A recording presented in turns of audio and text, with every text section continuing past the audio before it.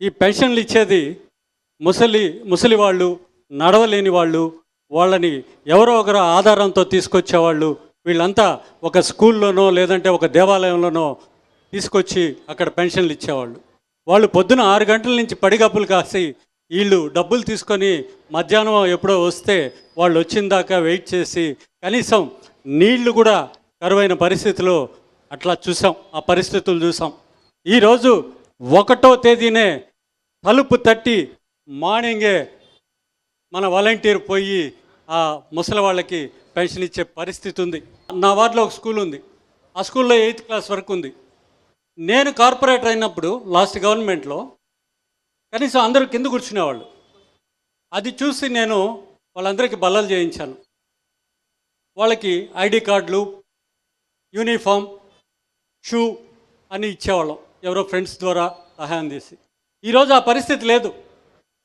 Books దగ్గర నుంచి, uniform దగ్గర నుంచి, షూ, బెల్ట్, టై అన్నీ ప్రైవేట్ స్కూల్లో పోయే విద్యార్థి కంటే మెరుగ్గా గవర్నమెంట్ స్కూల్లోకి పోయే విద్యార్థి ఈరోజు గర్వంగా ఆ స్కూల్కి పోతున్నారు. మరి ప్రజలు గుర్తించారు ఆ విషయాన్ని? ఖచ్చితంగా సార్. ఆదాల్ గారు చెప్పినట్లు సైలెంట్ రెవల్యూషన్ గా మారుతుందా? ఖచ్చితంగా మేము పోయినప్పుడు, ఎళ్ళకి పోయినప్పుడు కనపడుతుంది అది. నేను గిరిజన కుటుంబానికి చెందిన వాడిని. మాకు 40 సంవత్సరాలు వస్తుంది, కానీ ఇప్పటి వరకు ఏ ప్రభుత్వంలో కూడా మాకు సెంటు భూమి రాలేదు. జగనన్న వచ్చిన తర్వాత మాకు మా యొక్క మిస్సెస్ మీద ఒకే ఒక్క రూపాయితో రిజిస్ట్రేషన్ అయ్యి మా మిస్సెస్కి ఇవ్వడం జరిగింది. జగన్మోహన్ రెడ్డి గారికి మేము ఉదయపూర్వకంగా జీవితాంతం రుణపడి ఉంటామని చెప్తున్నాం. అలాగే జగన్మోహన్ రెడ్డి గారు వచ్చిన తర్వాత మన మంత్రి గారు చెప్పారు, ఎస్సీ ఎస్టీల భూములు ఏదైతే గత ప్రభుత్వంలో చంద్రబాబు నాయుడు గారు ముఖ్యమంత్రిగా ఉన్నప్పుడు ఎస్సీ ఎస్టీ భూమి చెందినటువంటి పొలాలని అక్రమంగా లాక్కొని ఇళ్ల స్థలాలు వేయడం జరిగింది. కానీ మన ముఖ్యమంత్రి వర్యులు జగన్మోహన్ రెడ్డి గారు వచ్చిన తర్వాత ఎస్సీ ఎస్టీ భూములకు కూడా కాంపౌండేషన్ ఇచ్చి మరీ ఆ స్థలాలని ఇళ్ల స్థలాలుగా చేసి పేదలకు ఇళ్ల పట్టాలు ఇచ్చినటువంటి ఏకైక ముఖ్యమంత్రి ఎవరైనా ఉన్నారంటే అది జగన్మోహన్ రెడ్డి గారు అని చెప్పి తెలియజేస్తున్నాను. రైట్. ఈరోజు యావత్ ఆంధ్ర రాష్ట్రంలో ప్రతి పేదవాడికి జగన్మోహన్ రెడ్డి ఒక దేవుడు సార్. ఎందుకంటే ప్రతి ఇంట్లో లబ్ధి పొందే ప్రతి వ్యక్తి కూడా జగన్మోహన్ రెడ్డిని దేవుడిలాగా భావిస్తున్నారు.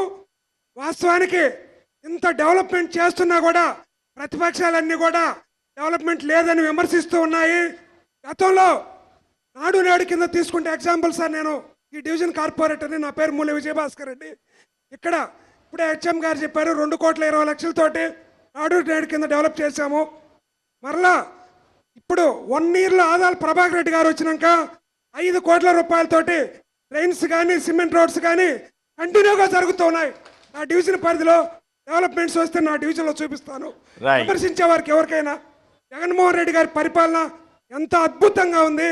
ఆ పరిపాలన అనేది రేపు ఓటు బ్యాంకుతో నెల్లూరు రూరల్లోనే చూపిస్తాం సార్. మేము గమనించింది ఏంటంటే సార్, గత ప్రభుత్వంలో ఏదైతే స్కూల్స్, నాడు నేడు స్కూల్స్ ఈరోజు ఎంత విప్లవాత్మక మార్పులు వచ్చాయో దానికి వ్యతిరేకంగా గత ప్రభుత్వంలో దాదాపు రాష్ట్రంలో 680 స్కూల్స్ ఎత్తేసారు సార్.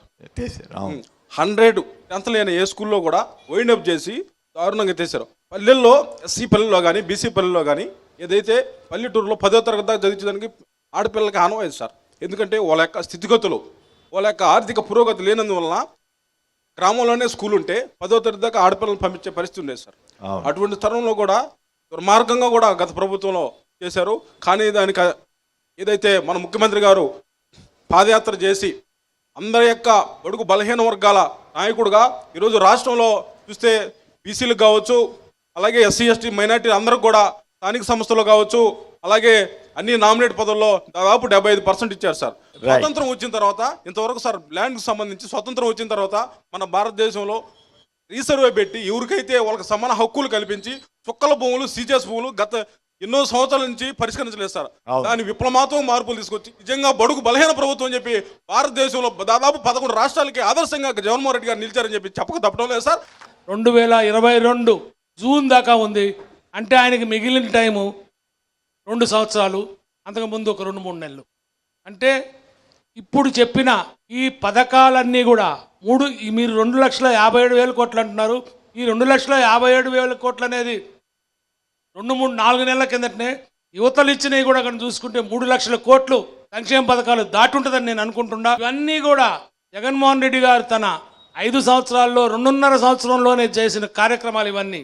ఆయన ఇంకొక 10 సంవత్సరాలు ఉంటే మన రాష్ట్రం దేశంలోనే కాదు పెద్ద పెద్ద అగ్ర రాజ్యాలతో పోటీ పడే స్థాయికి మన ఆంధ్ర రాష్ట్రం రాగలదని నేను నమ్ముతున్నా.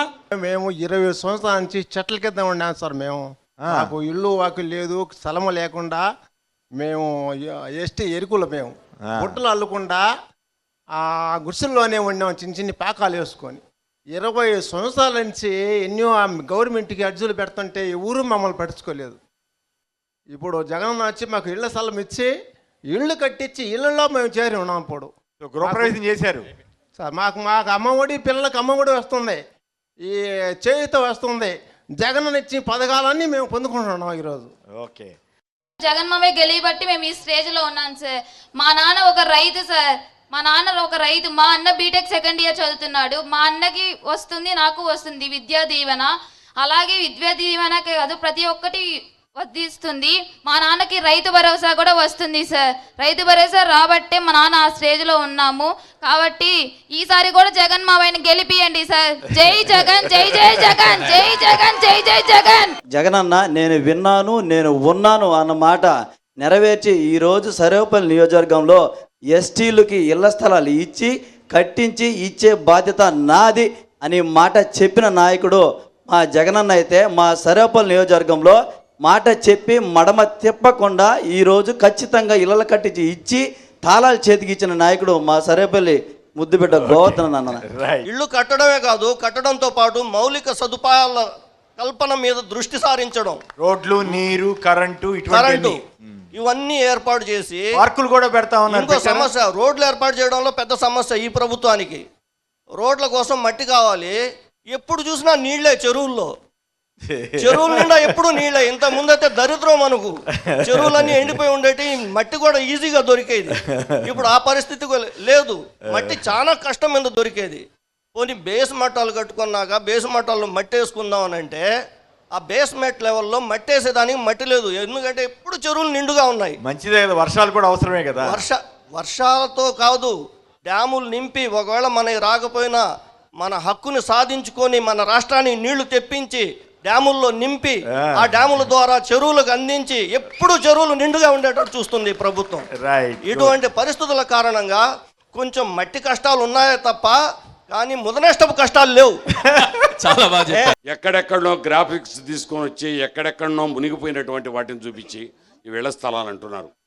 ఇవి కాదు, ఈ బడ్జెట్లో 12,800 కోట్ల రూపాయలు కేటాయించి 32 లక్షల మందికి లబ్ధిదారులకి పట్టాలు ఇచ్చాడనంటే భారతదేశంలో ఏ రాష్ట్రంలో కూడా ఈ విధంగా జరగలేదు అనేటువంటి విషయాన్ని మీకు నేను గుర్తుచేస్తున్నా. ఓకే. ఈ విధంగా మంచి కార్యక్రమాలు చేస్తున్నప్పుడు ఆ కార్యక్రమాలను మనం రాష్ట్ర ప్రజానీకానికి తెలియజేయాల్సింది పోయి కొన్ని పత్రికలు, కొన్ని మీడియా సంస్థలు ప్రజలను తప్పుదారి పట్టిస్తున్నారు. ఈటీవీ కానివ్వండి, TV5 కానివ్వండి, ABN కానివ్వండి, మహాన్ న్యూస్ కానివ్వండి, అవి చూస్తే మాకు ఆశ్చర్యం. కొంతసేపు మనకు అన్నం కూడా తినబుద్ధి కాదు. కారణం ఏంటంటే అన్ని పచ్చి అబద్ధాలు. ఈ విధంగా ప్రజలకు మేలు జరుగుతుంటే ఈ రకమైన ఎందుకు చూపిస్తున్నారు అనేది అర్థం కాదు.